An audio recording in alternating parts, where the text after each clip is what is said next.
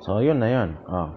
So, pag nakapag-abroad na ako, hindi, buhay uli si nanay. Ang mangyayari nun, retire. Retire na si nanay. Living on the paypay na lang sa si papa sa bukid. Sila na yung magpaparte-parte sa sweldo ko. Baliktad, tig-10,000 sila, sa akin yung natira. Ganun lang din naman yung buhay ni nanay dati. Nasa akin yung size, nasa kay tata yung si size. Buhay na kami ng isang buwan nun. Di ba? Literal na walang tawag na ito.